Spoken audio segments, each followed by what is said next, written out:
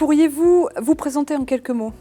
Alors, je m'appelle Anton Zbinden, je suis responsable du programme des axes forts de l'agglomération lausannoise et chef de projet au sein de la Direction générale de la mobilité des routes de l'État de Vaud. Vous avez plusieurs casquettes.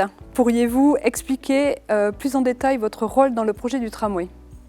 Oui, alors j'interviens dans le projet du tramway avec une double casquette. La première, c'est en tant que représentant de l'autorité qui finance le projet, c'est-à-dire de s'assurer que les objectifs et les contraintes fixées par le Conseil d'État et adoptées par le Grand Conseil soient respectés dans le cadre du projet.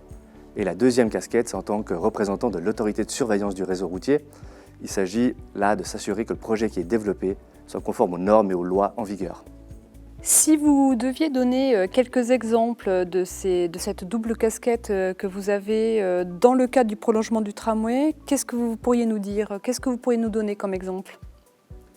Alors, dans un projet d'ampleur tel que celui du tramway, il y a évidemment énormément d'exemples à donner. Le canton, il intervient à toutes les échelles du projet. Typiquement, dans la question des choix d'aménagement, il s'agit tant de choisir si la plateforme du tramway se situe à gauche, au milieu ou à droite de la route, mais il s'agit également de définir les types de bordures qu'on souhaite mettre à tel ou tel endroit, mais également dans la stratégie de régulation des carrefours routiers. Je vais vous donner deux exemples. Dans le cadre du projet, le tramway va traverser le carrefour dit de la Baïonnette ou le carrefour de la Croix de Plan à proximité de la jonction autoroutière de Crissier. C'est, comme nous le savons tous, un carrefour très routier avec un volume de trafic important. Et il s'agit ici de s'assurer que l'insertion du tramway se fasse dans des conditions sécuritaires, mais qui permettent également au trafic routier de s'écouler aux abords de la jonction autoroutière de Crissier et qui alimente actuellement l'ouest lausannois. Un deuxième exemple, c'est dans le cadre de la mobilité douce. Le canton intervient pour s'assurer que pour les piétons d'un côté, il s'agit d'avoir des itinéraires piétons sécurisés, donc des trottoirs continus, des traversées piétonnes adaptées pour l'ensemble des piétons et des personnes qu'on dit à mobilité réduite.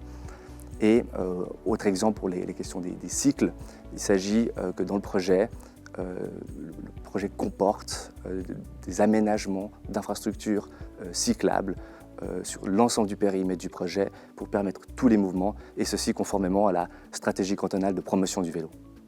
Si vous deviez passer un message à la population des communes traversées, Crissier, Écublanc, Bussigny et Villers-Sainte-Croix, qu'est-ce que vous aimeriez dire? Le projet, ça fait des années qu'on travaille dessus. Ça fait longtemps qu'on travaille avec les transports publics lausannois, avec les communes, le SDOL. On travaille de nombreuses années à développer un projet qui soit sécuritaire et optimal pour l'ensemble des usagers de la route et des espaces publics.